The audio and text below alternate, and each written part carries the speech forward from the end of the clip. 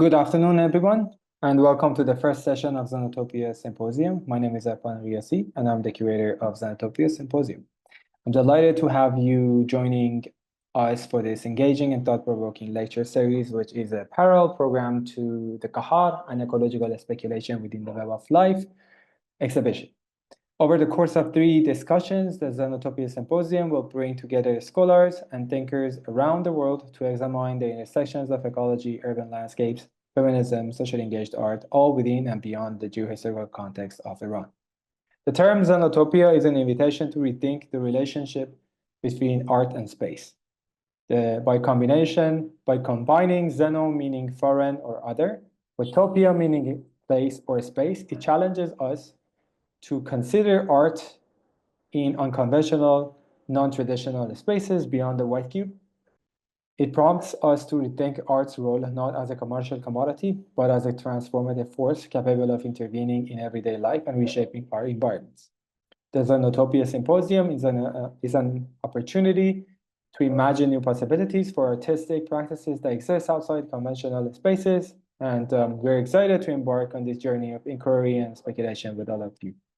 Today's conversation, titled Ecologies of Containment and the Poetics of Dispersion in Tehran, is a perfect starting point for this exploration. I'm thrilled to welcome Dr. Ahmad Moradi, an expert in anthropology and politics of mobility, revolutionary mobilization, and body politics in post-revolutionary Iran, in conversation with Dr. Hilal Al-Khan, an anthropologist whose work explores human-plant relations, migration, and multi-species ethnography.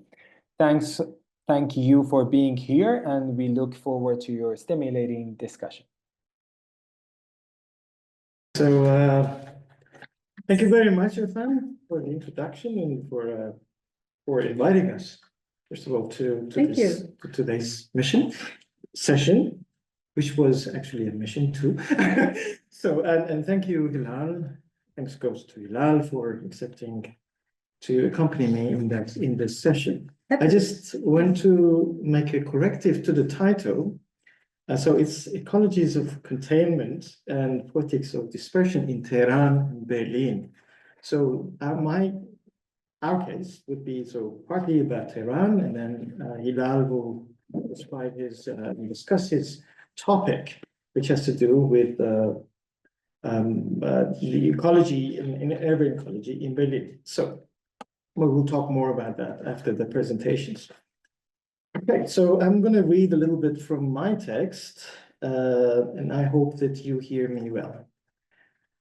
Okay, so I'm very glad to have the chance to present a project that is still in its early stages. Hilal's project is quite advanced. This one is very, very early. So the broader plan, though, is to bring together an interdisciplinary team of architects, artists, anthropologists, and ecologists to think through what we are calling ecologies of containment, a concept I will briefly explain in a moment. I just want to know that today's session is a highly valuable opportunity for us because this is we just worked on the pilot phase of it. So we are quite eager, and I'm sure like Hilal does the same, to hear the comments, and I'm sure the comments that we receive from the audience would reinforce and consolidate our work. Just a few words about myself. So I'm an anthropologist, as Irfan said, with a strong research interest in political anthropology and migration studies. Today I'm speaking on behalf of our team, Raw Studio Lab, which is based in Tehran. Together, we have prepared some visuals related to our topic, along with a brochure that serves as the backbone of the exhibited works that Irfan curated. Our team has 4 members. Two are architects based in Tehran, Parisa Davoudi and Ali Habibi Anfar, and the third is an artist, Reza Shujai, who is currently based in Istanbul. As mentioned, I'm an anthropologist. While I don't have specialized expertise in ecology, and I'm quite humble when it comes to that, or environmental anthropology, I've come to see ecology as a powerful space of connection. one that allows for engagement across disciplines and audiences, and that gives the project broader public relevance. Today's event is, of course, a great example of that. So now I'd like to jump into the theme of today's talk. It's a question that emerged from our research on the National Botanical Garden in Tehran. Our team became interested in the garden after learning about an existential threat that jeopardizes the garden's future. The issue concerned construction plans in the vicinity of the garden, plans that quite literally cast a shadow over the space. These developments conflicted with heritage and conservation protections policies meant to safeguard the site. The idea of protecting the garden has recently become a matter of public concern in Iran. There have even been visible gains for civil society activists, mostly notably a compromise that halted certain construction activities and imposed limits on the height of new buildings. But as we became more deeply involved, we encountered a familiar dilemma as a team, one that nearly all conservation efforts around the world must contend with. Even when we succeed in protecting the boundaries of a threatened space, in this case, the garden, we often end up excluding other spaces or lives in the process. In that sense, protection always carries the risk or the violence of exclusion. So our project is rooted in this generative tension between the need to defend the garden's physical boundaries against rapid urban development and the desire to reimagine the botanical garden as a more open, boundaryless space, drawing inspiration from Gilles Clément's idea of the planetary garden. So here is the dilemma we face, positioned as we were along two different spectrums. On the one hand, as activists confronting the concrete threat to the garden and fighting to preserve its boundaries, and on the other hand, as artists and perhaps to some extent, idealists, who aren't necessarily driven by the same urgency and who want to imagine a garden without walls. So the question becomes, how can we negotiate between these two roles? How can we fight for the enclosure of a protected space for the garden, while also envisioning a garden that transcends enclosure? So to elaborate this, I'll first give a brief overview of the history of Tehran's National Botanical Garden and its developments, both before and after the 1979 revolution. I'll then explore the concepts of containment and dispersion. After my presentation ends, Hilal will present her own research, followed by a short discussion between two of us. And finally, we will open up for the Q&A. So before we move on to this, let me share the presentation. Okay.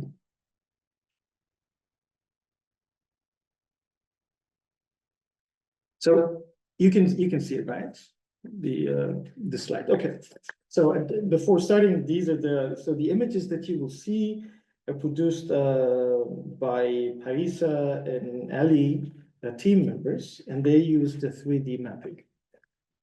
And this is the 3D mapping of the botanical garden. So Iran's National Botanical Garden, established over 55 years ago, spans 145 hectares and hosts more than 4,000 native, endemic, rare, and endangered plant species. Situated in the westernmost part of Tehran, it has grown into a nationally significant site for the conservation of natural resources. Among national botanical gardens worldwide, it ranks third in the number of protected species and fifth in size. The idea for the garden took root in the 1960s, during the period of large-scale state planning under the Second Pahlavi era, which spans from 1941 to 1979. The design of the garden borrowed elements from the Western landscape models, yet the garden, and was influenced by the Western landscapes, Yet the garden also embodies a different vision of the nature, one deeply shaped by Iran's own political ambitions and environmental thinking.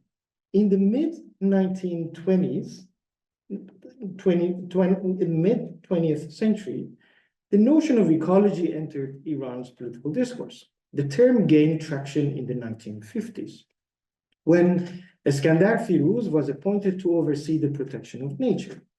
The state began mapping protected zones, or erecting fences and compiling atlases of the country's flora and fauna. What began with remote marshlands and mountain ranges eventually extended into the urban fabric. The National Botanical Garden became part of a broader initiative to incorporate environmental concerns into national development strategies, projects aimed at extending state authority to peripheral areas and reinforcing national identity. These efforts, driven by a mix of nostalgia for Iran's historical grandeur and Western-style developmentalism, persisted even after the 1979 revolution. Following the revolution, the Botanical Garden continued to exist quietly behind its enclosing walls. Even during the brutal Iran-Iraq War in the 1980s, when national resources were severely strained, the plants endured, often with little care. In the 2000s, however, the garden's status became more precarious. During Ahmadinejad's presidency, the garden was reportedly rented out as a venue for weddings. It wasn't until the late 2010s that the garden officially opened its door to the public, making a shift in its visibility and civic role. Today, this rare green space is under serious threat. The Army Cooperative Foundation has announced plans to construct 22 high-rise residential towers, each 27 stories tall, along the garden's edge. Such development would not only endanger the garden's ecological balance and biodiversity, but also interrupt the fragile the air corridor that sustains it. This plan is symptomatic of a broader pattern of unchecked urban growth in Tehran. Between 2015 and 2018 alone, the city lost an estimated 110 hectares of gardens to urban expansion, only in 3 years. Although the Tehran City Council passed a law in 2018 prohibiting high-rise construction on designated garden plots, the enforcement of this ban remains uncertain, raising critical questions about the future of the National Botanical Garden and urban green spaces more broadly. So, this is where I would like to talk more about the overall concept of this talk, which is the dilemma of containment, or what we call ecologies of containment. The emergence of botanical gardens worldwide coincided with the violent enclosure of common lands, the persecution of so-called witches, and the expansion of colonialism and slavery across the Atlantic. From their beginnings, these gardens were built as enclosed spaces, sites that showcased an idealized vision of beauty, while serving as laboratories for the fledgling science of botany. Nowadays, botanical gardens are mostly known institutions holding documented collections of living plants for scientific research, conservation, display and education, while holding on to their colonial past. The impetus to create botanical gardens was strengthened by the influx of plants that followed the European Age of Discoveries and subsequent imperial expansion. In the medieval period, Arabs played a pivotal role in transmitting plant species across regions, introducing rice, citrus fruits, melons, mulberry trees, cotton, and sugar to the West. They also expanded the spice trade, originating in Southeast Asia and India, satisfying European appetites for pepper, nutmeg, cinnamon, cloves, and ginger. When Europeans opened new maritime routes to Africa, Asia, and the Americas, they bypassed these intermediaries, bringing home a flood of previously unknown plants. Initially, collectors dreamed of recreating the Garden of Eden, a sort of floral Noah's Ark containing every known species. But as new species poured in, the ambition to gather them all quickly outpaced the capacity to house and study them.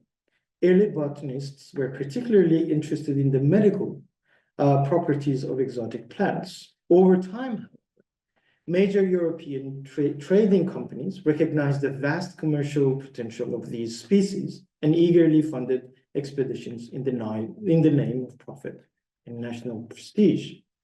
During this era, the Dutch led the way with economically promising plants at their garden in Cape Town. The French followed suit in establishing the Pamplemousses Botanical Garden on Mauritius in East Africa.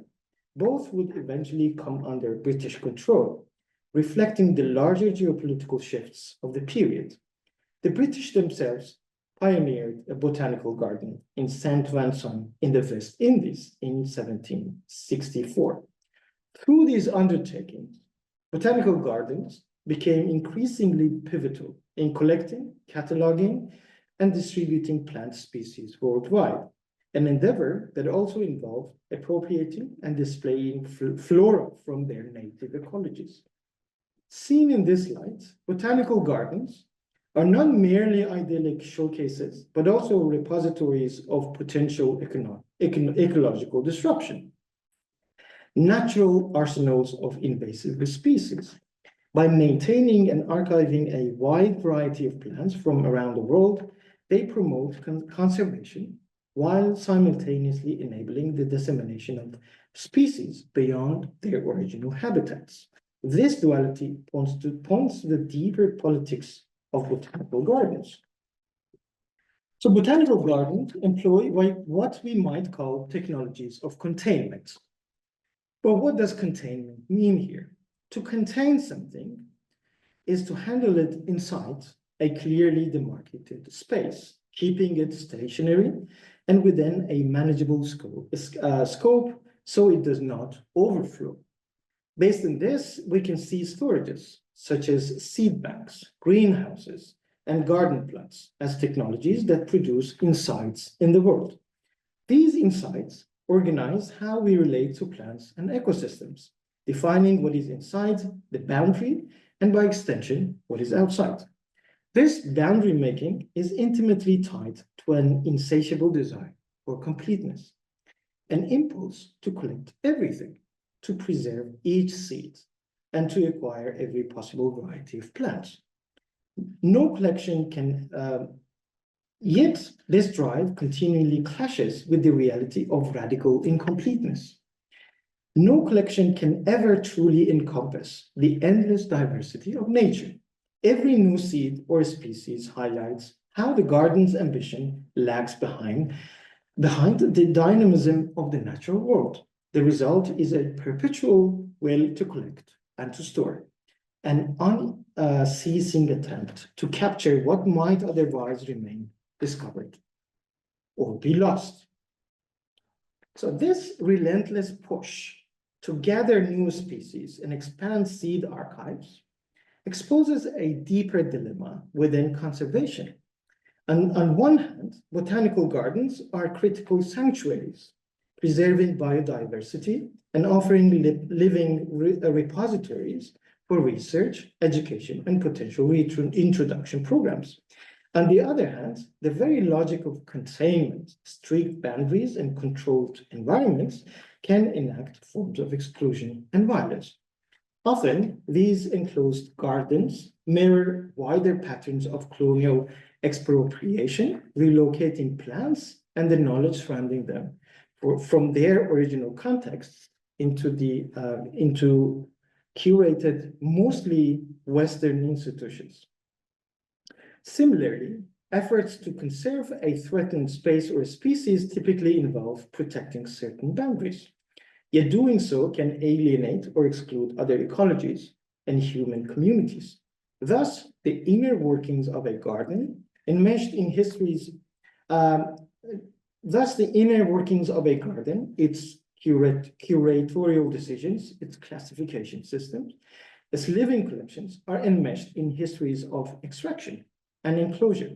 Even as they preserve life, botanical gardens may perpetuate cultural and ecological dislocation.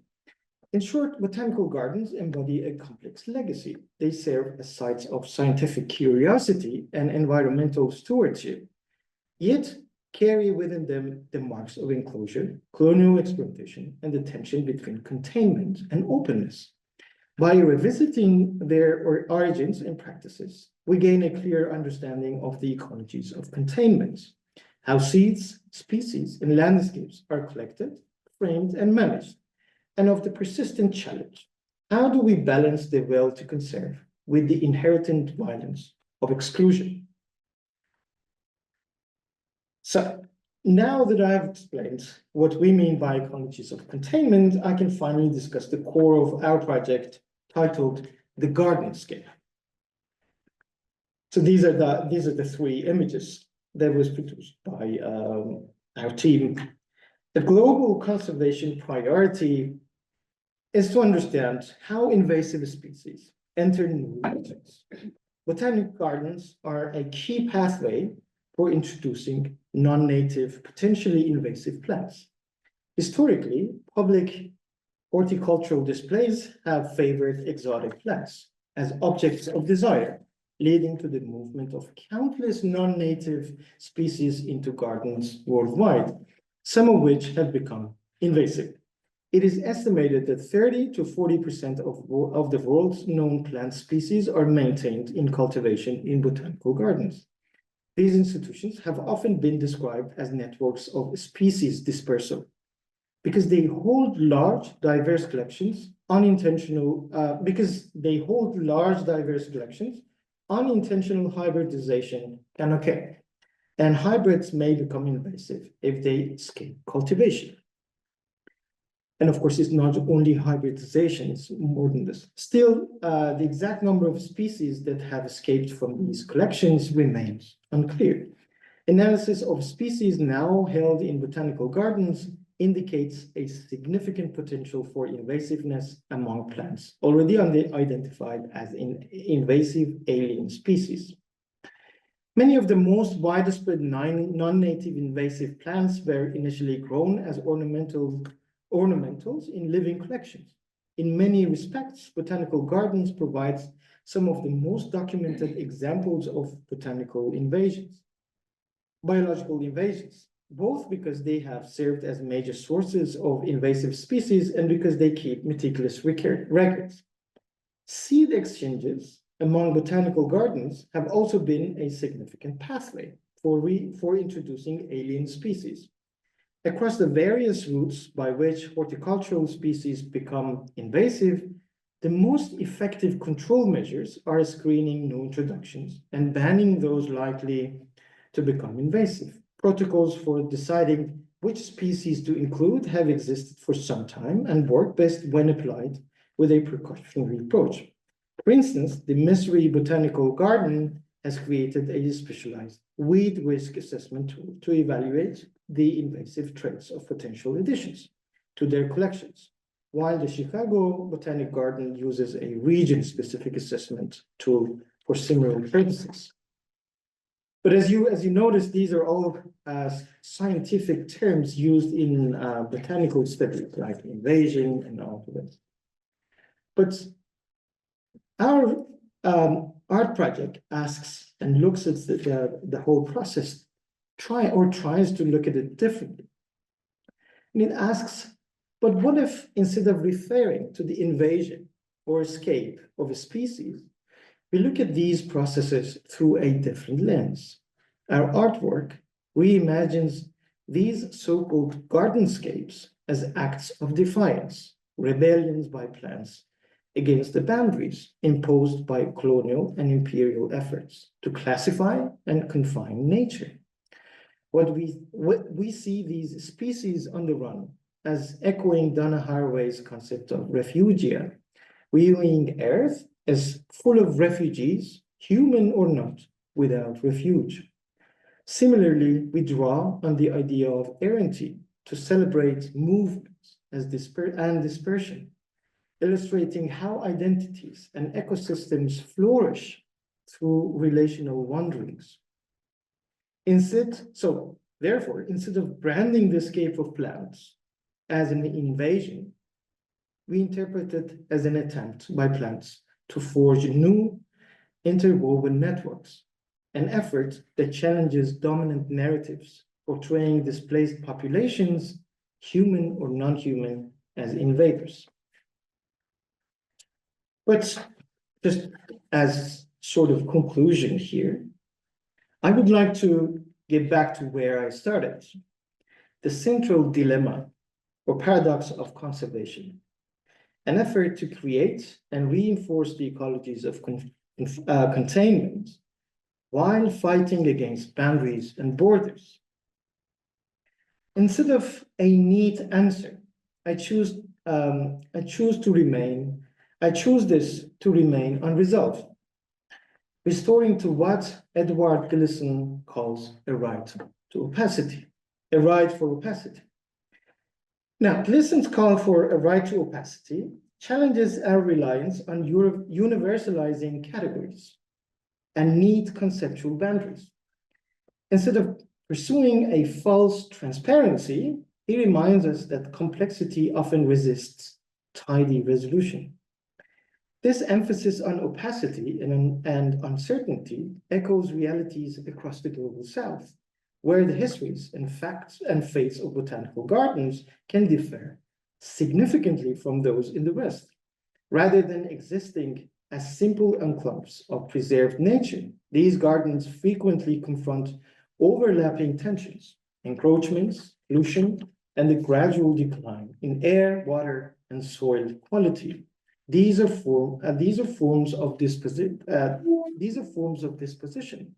that surpass the reach of both or legalization. The concept of compound dispositions may better underscore the many ways communities can be excluded from crucial shared resources and describe the situation here. Conventional conservation methods, which rely on fencing or legal protections, often struggle against more diffuse threats. Even where regulations exist, relentless urban growth can override them, leaving spaces like the National Botanical Garden vulnerable to irreversible harm. The legacy of empire, marked by classification, containment, and dominance, remains interwoven with notions of invisibility and nature out of place. Yet newly arriving species typically take root where humans have already disturbed ecological balances.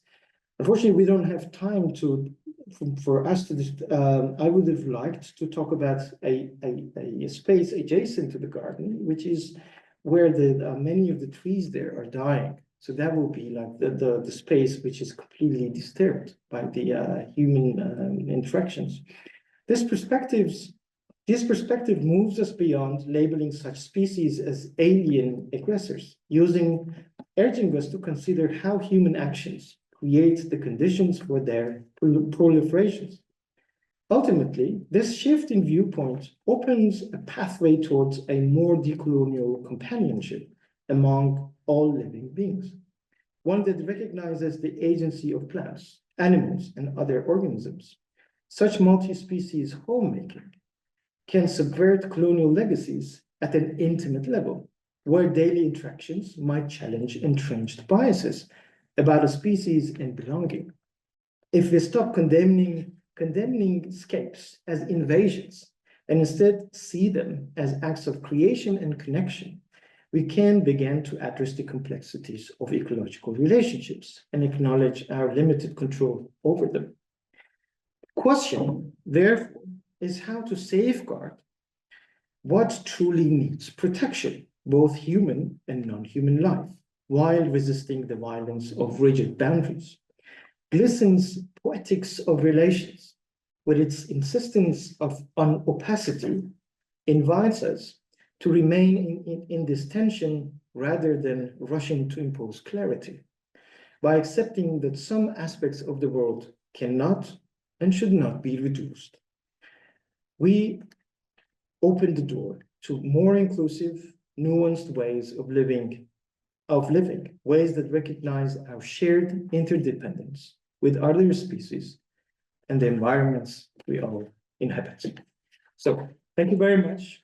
That was my presentation, and now I leave the floor to Hilal. Thank you. Thank you very much, Ahmed. It was also new to me, listening to this, and wonderful.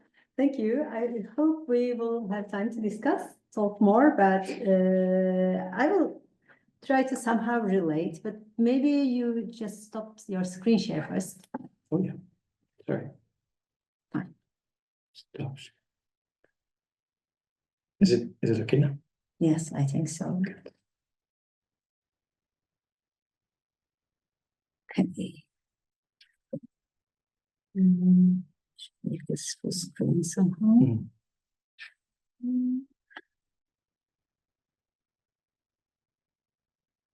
If you go up there, should be very visible somewhere. Sorry, you know, this always happens, right? It was happening a minute ago, no. So Control L, maybe? Maybe. Yeah. Oops. Sorry. Control L made a mess. Oh, okay. So maybe here, like, if you go, maybe here, like, the view and a full screen. Oh, yes. Thank you. I did this. I don't know. Okay. Thank you. Many apologies. This shouldn't happen at this age, but yeah, it still does. Sorry. So let me start with something that is very striking for me and maybe somehow relates to what Ahmed told us. Because what I work on is not actually the botanical gardens. I work with migrants here in Germany, and the plants they grow. And these plants are not any ordinary crops. They are the plants that are somehow intimate to them. So these relationships are quite personal and also imply personification of the plants. So this is the context I work with. But I want to start today actually with, if my screen moves, yes, with some pictures and a little nice exception from the botanical gardens of Berlin. So what you see here are the lawns of the Berlin Botanical Garden. The pictures are taken 2 weeks ago. So the spring has finally arrived here too, and this colorful carpet is made of a variety of crocus and a bit of snowbells in between. And here on the website of the botanical gardens, and also printed and installed in certain places in the gardens, is this text. It's in German, obviously, but I will translate. So it says that in the Berlin-Dahlem Botanical Garden, crocus species have been on display for decades, especially in the Anatolia and Balkan Peninsula areas. The Berlin Botanical Gardens has these like geographical orientation. They have these little hills for certain mountain ranges. And on these outdoors, there are like thousands of plant species that are grown like very meticulously in small, very, very small plots. And there are also the greenhouses, mostly for the tropical plants. So these were planted in these outdoor spaces on the Balkan Peninsula and Anatolia. But it goes on. They feel so at home here that they have long since migrated beyond their original planting areas and have often conquered other growing sites in a colorful mixture. As pretty as the sight of many bright flowers in March and April is, labeling this colorful abundance is difficult. And then they list the crocus species here, which you can see the ones coming from Anatolia and Iran and Caucasus and the Balkans. So this is how they introduce, and this is how they actually let these crocus to spread wider than their original planting areas. As I said, this is quite an exception. We have heard what Ahmed told us about the botanical gardens and how containment, not only in the gardens, but also within the garden through plots, seed banks, and also greenhouses is like the key element, key technology. And as any botanical garden, Berlin Botanical Garden is also obsessed with this control of territorial expansion and careful selection. And in this lovely exception to the rule, we actually again see the rule, as is the case in quite often, which is expressed through the words such as conquest, migration, and original areas, the Balkans and Anatolia, and also the confessed hardship of labeling those which escaped. So we see here so many parallels between the German discourse on migration, or general discourses on migration all over the world, even when it is exceptionally welcoming or even sugarcoating a bit, and the parallels between this discourse and the botanical discourses. So the languages of settler colonialism and nation states have repeatedly drawn parallels between plants and people when controlling belonging and exclusion with terms such as invasive and blight. This way, they tie the fates of the unwelcome plants and the subjugated peoples through the impetus to settle and exclude. Control of human and non-human mobility have been subject to similar biopolitical regimes all around the world. Moreover, anthropocentric colonial logics of human supremacy often use nature as a bordering mechanism. However, the entanglement of plant and human lives go far beyond vocabulary and metaphor. At the very material and vital levels, we are of plants. Plants are the sources of livelihood, no need to say, they are the companions and enemies, and the relationship with them has been a major driver of human settlements as well as human mobilities. And human-plant mobilities are very much intertwined and formative of each other. Moreover, the vegetal, which has made all other life possible, is also central to addressing the challenges of the Anthropocene, both conceptually and in its material consequences. So it is even more prevalent for us now. How do we engage with the plants and how do we somehow like entice them to collaborate with us in our fight against the ecological crisis that we have caused? Such attunement to how plants live reflects a growing attention to plants across social sciences, which is quite new. So there is critical plant studies, there's the vegetal or human plant geographies and multi-species ethnographies that are just like being developed, but it's quite new. Much of this work attends to the botanical sciences' ever louder celebration of the unique abilities of the floral kingdom, which somehow mimics or reflects the human capacities of communication, sensitivity, and collaboration. So plants are capable of all this, now we see. And it also highlights how plants have been long neglected, underestimated, and misunderstood within Western thinking.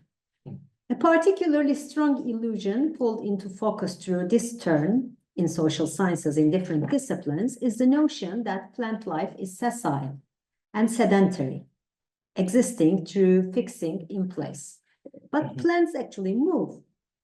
They move through seeds, tendrils, pollens, shoots, and also their roots.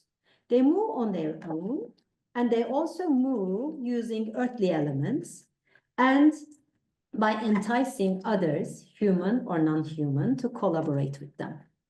Today, I'm going to talk about such enticements. My work aims to explore the complex human-plant collaborations and interactions within the context of migration in the urban context of Berlin. I have conducted a multi-species and multimodal ethnographic research in the homes and gardens of the Turkish and Kurdish migrants who came here through different waves of migration starting in the 1960s, and also including even the most recent comers. And I planted with them, I took care of plants with them. We have talked a lot, and we also had some drawing sessions together. We did some botanical watercolor work together. But most importantly, I collected their migration stories and also the biographies of the plants they live with. So I say that through migrant plant collaborations in these, and this is the project that I have done all of this. And through this project, I came to some conclusions that through migrant plant collaborations in allotment gardens, in the houses, or the house gardens of the migrants, new species are certainly introduced into urban flora. The soil is transformed considerably, and unique landscapes with distinct sensorial qualities are created. These interactions do not only shape the physical environment, but also they give rise to new socialities where boundaries between people and between humans and other species are renegotiated. These seemingly modest transformations have quite far-reaching implications for the shifting socio-ecological, we can say, assemblages of the contemporary cities, and in this case, Berlin. And this web of gardening, as the scholar Linda Lepina calls, goes beyond the socio-temporal logics of integration grid in facilitating novel ways of space making. So it is somehow utilized to facilitate integration, as it is understood in the German context. Gardening efforts are made to facilitate integration, but it goes much beyond that. And let me now introduce you two of my research participants to show how it goes beyond that. So this is Yaşar, and his wife Müjgan was also present during my research. All the time we met, but Müjgan didn't want to be photographed, so she is not here visible, but she has been present. So Yaşar and Müjgan have been here in Germany since 1960s. They have worked as, they have done some manual jobs over 30 years, and then got retired and got this garden. And this garden is called a Schrebergarten in German. It is an allotment, like the allotments in the UK. So it is rented from an association for a lifetime, as long as you look after it, as long as you agree with the imposed rules about what to plant, how to use the garden. The garden is yours with a very little amount of money, and one can just grow anything there. So this is the idea behind these allotments, these Schrebergarten. So Yaşar and Müjgan got that garden in the 1990s. So it has been quite a while that they are growing things there. So these trees that you see in this picture and all the other plants they have planted in the garden come from Turkey. So they literally carry their plants. I asked them how, and they told me how to carry a tree, like especially. They told me that some saplings bend very easily, they don't break. So if this is the case, we just bend them and then put them in their luggage. If they are not bending so easily, then we just like chop the top half, keep the roots, and bring it as more like a stick with the roots. And in order to carry them with the roots, of course, they have to just clean all the soil from the roots, wrap the roots with some damp clothes, and put them in their luggage. And through connecting flights from Turkey, they would then carry these trees here to Germany.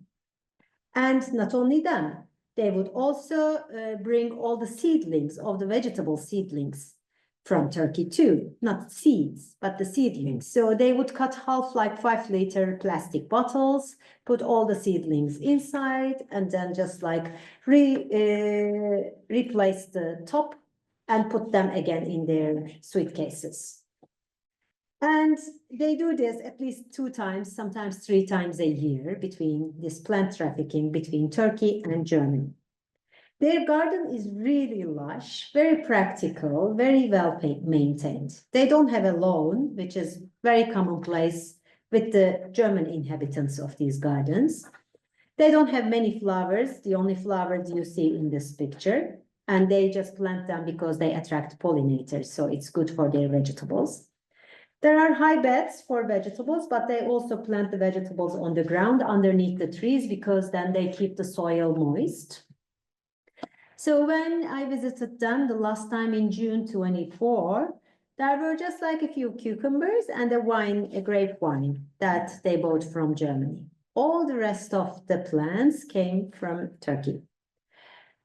And then I asked them why they would bring almost all of their plants from Turkey, from their homeland, after living more than 5 decades in Berlin. And you can find anything in Berlin, it's not a big deal. They replied quickly, one after the other. Müjgan said, we cannot find these trees here. Here they don't know generic, which is these like fresh green plums that we eat when they are not ripe. We cannot find the mulberries. The apricots do not taste the same either. Yaşar also responded, and he said that I know the trees there. I know the people who grow them. I mean, we are more intimate with those trees. So these two answers say a lot. They tell us about the familiar sensations as well as the intimacy as a source of knowledge and connection between human beings and the plants. For migrants, some plants have specific value because they associate them with their homeland and find in them familiar tastes, smells, and sceneries, just as Müjgan told us. However, for many, like Yaşar, the relationship does not end with this generic level of seeking the species that are reminiscent of the pre-migration lives or tastes acquired in the childhood. They are not about only memories. They are also about the intimate connections and knowledge of certain plants, of certain species, and sometimes even at the level of the specimens, not the species. So these species and the specimens are through this intimate connection taken as persons, and then they come to share with the human beings who brought them here the ups and downs of migration. With these plants, they literally move together. And here the emphasis is on together, not only moving. So I consider these plant-human comobilities as practices of homemaking, which connect past homes to diasporic presents and futures. Through these homemaking practices, my interlocutors concurrently shape the landscape of these gardens, together with all the other living beings that share this urban space. So I understand the landscape of this allotment not as a given, but as constructed through the more than human entanglements, obviously, imbued with cultural meanings, and therefore they are always constantly changing. In that sense, these nature cultures, if we want to call them like that, are where members of different species become with, in the Dona Haravian sense, through the dance of relating not from scratch, not ex nihilo, but full of patterns of their sometimes joined, sometimes separate heritages, both before and lateral to this encounter, as she says.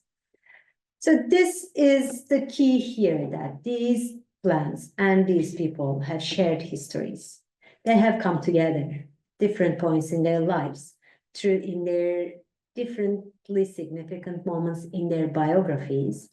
And then through these encounters, through these repeated encounters, they now are again together once more, making homes for both the plants and the humans.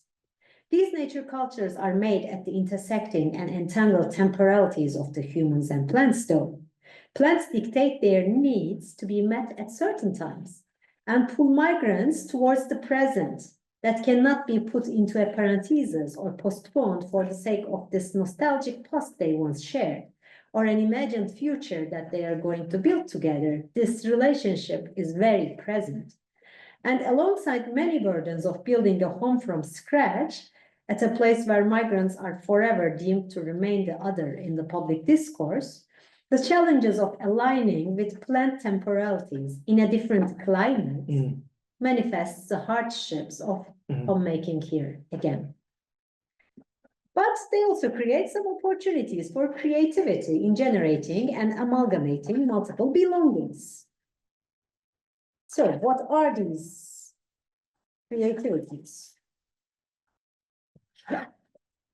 So in 2024, in the allotment gardens of Berlin, there was this talk about the uncertainties associated with weather and the seasonal differences between the two countries.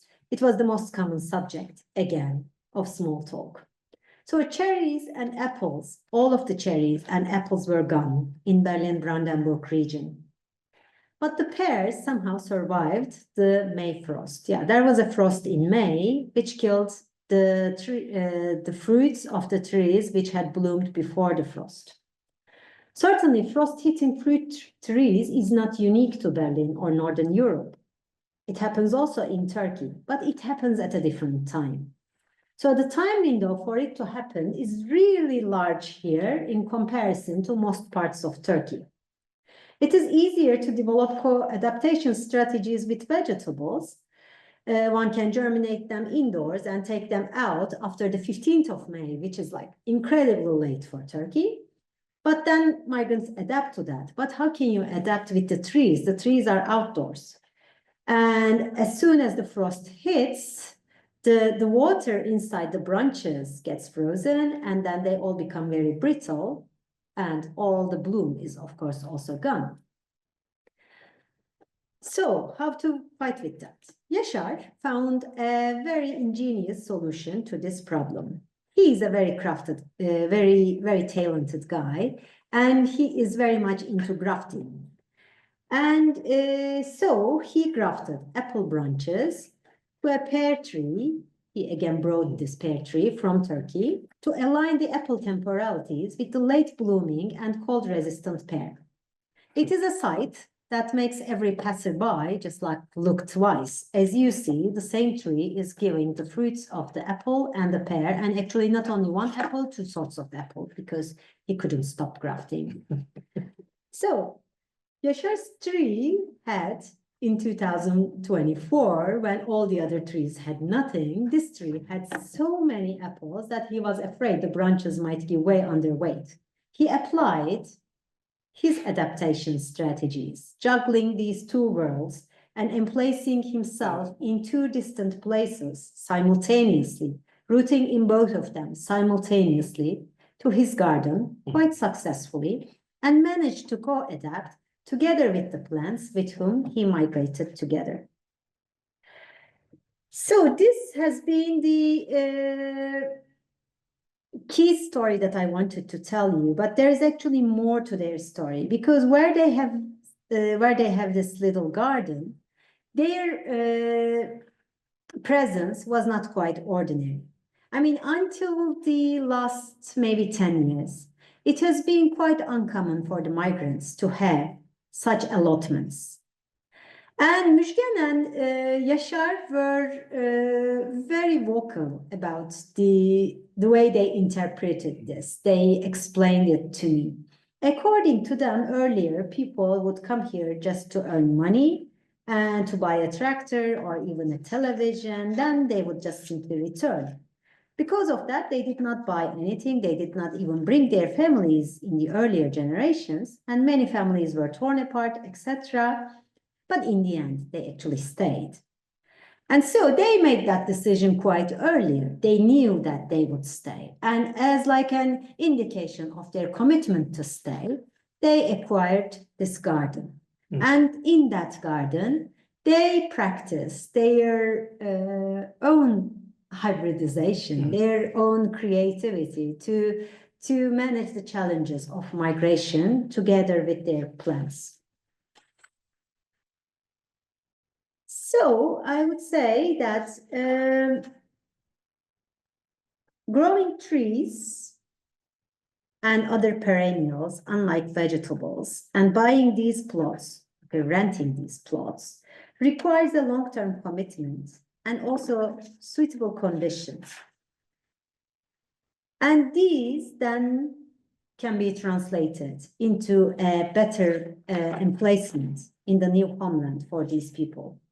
So, and when the people are better emplaced, when they find a place just like this crocus, like a home, they feel at home there, then it is easier to imagine sending down new roots and becoming entangled with the earth and the multi-species life it fosters, as long as the social life it fosters. So Berlin's gardens are central to racialized debates on migrant integration, as I said at the beginning, and this creates a significant body of work at the moment. My interlocutors' deep connections with plants, however, unfold within a much more complex and unruly tapestry of the urban natures.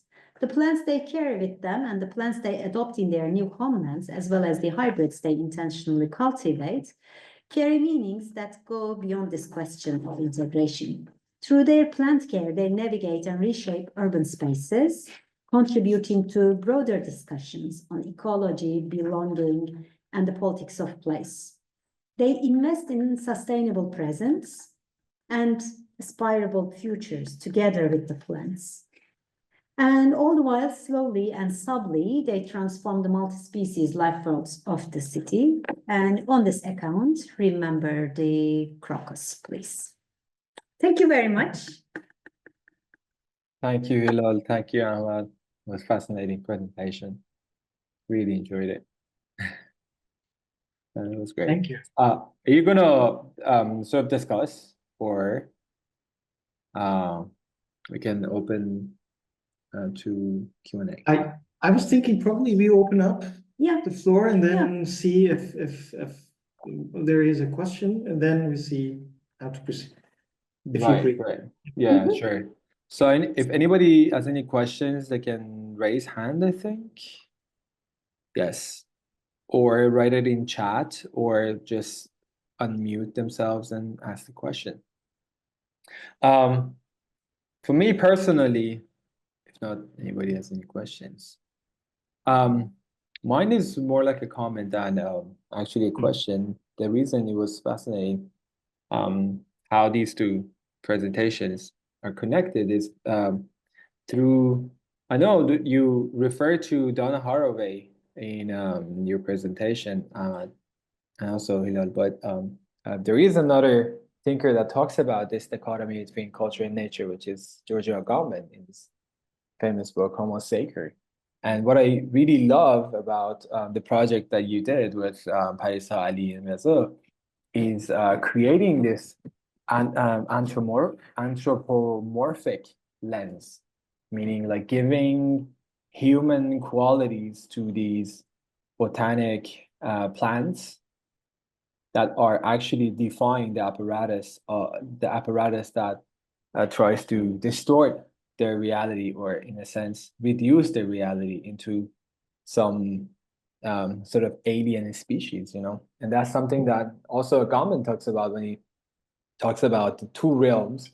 Like when he talks about there is no one word for life in Greek, it's zoe, which means the bare life, and bios, which means the political life. And the people who live in the political life are the ones with agency, they can vote, everything, and the people that are considered as the other, the slaves, sort of the Homo sacer, are the ones that are living in these natural world. And in a sense, your plants are these Homo sacers actually manifested. It's like Homo sacers, these humans being manifested, actually turning into plants. And they're trying to sort of defy these imposed boundaries on them, which is that's poetic. That's poetic in itself, you know. Really enjoy the piece and really love to have it in the show, actually. Yeah, well done. Thank you. If I can add Sure. a few words to this. So first of all, thank you very much for your comment, Ivan, and thank you very much for your great talk, Ilan. We've been colleagues on and off with Ilan like for quite a long time, no? But I've never got a chance to like completely listen to your project in one setting. So I've read your amazing pieces several times, but like this one was a great update. I think one thing which is quite interesting is, and along with what Erwin said, like this hierarchies of life and value, of course, here it's just like, and it comes from the Western notion of like these creation of life and hierarchies of the human life, and then the human life itself, like we have the hierarchies and all the rest. But it seems like in your project, Hilal, you are just like, by giving the agency to the plants, like what they do, and unplanned growth for the plants, something amazing is happening. So on the one hand, it shows the difficulty and hardship of adaptation of displaced species, human or non-human. And on the other hand, it's just like this possibility of life that we don't really have control of. This is the sort of agency that the plants have. And through hybridization, who knows what happens? And this is quite like amazing, and at the same time quite revolutionary in a sense. When you were describing your project, I was concerned about this idea of like, so when you're living in Germany, everything is regulated, or perhaps over-regulated. But what you're describing, like for migrants, it seems like they take whatever they want from Turkey, and somehow they plant them. So how come they are not really targeted by the authorities? So that was my. I'm quite shocked, really. I'm also very curious about that because this practice is completely illegal. They are not allowed to carry. Okay. One cannot carry living beings. Exactly. Through the airport. Through the airport. It is not legal, but they are doing it so often that it is just like commonplace. Everybody does it. And I think the authorities are lenient about it because the ecologies are already quite mixed. I mean, it's not possible to really separate Northern European flora from the Anatolian, Balkan, or even like going to Iran and India. It is not that they already have very long histories of plant mobility, which exceeds the human presence on this planet. It is not like Tasmania, it's not like Australia. So I assume this is one of the reasons that they are lenient. Second, they may not even know because they are not carried outside like in bags. And everybody thinks or has the knowledge that carrying soil is not allowed because then it can bring in different parasites. So they are very careful about like removing the soil and have the trust that if they don't carry soil, there will be nothing. And certainly the dogs are not trained to pick these plants. If you were carrying, for example, cannabis, that you could be found. But tomatoes is not the big deal. I mean, these together, I mean, I'm thinking of like botanical gardens. Botanical gardens are definitely doing the same thing. So they call it bioprospecting, and your interlocutors, they are calling it grafting. So I mean, like these together, but they are worlds apart. So bioprospecting is more like how to commercialize and how to put a patent on the new species that you create through hybridization. But these allotments seem to be small islands of resistance somehow. Yes, it is about survival. It is not about like any big prospects. It's about how to live, how to make a life possible in a hostile climate. Yeah, I'm just sure. So because it feels like quite intimate when it comes to this topic, and I don't really want to create this sense that botanical gardens are dangerous or they're the space for like oppression, but they seem to be quite, I don't know. It's hard to call them resistant or whatever. I see a question. Yeah, that's fascinating. I mean, Gesu mentioned that she's fascinated that these plants are freer than how they look.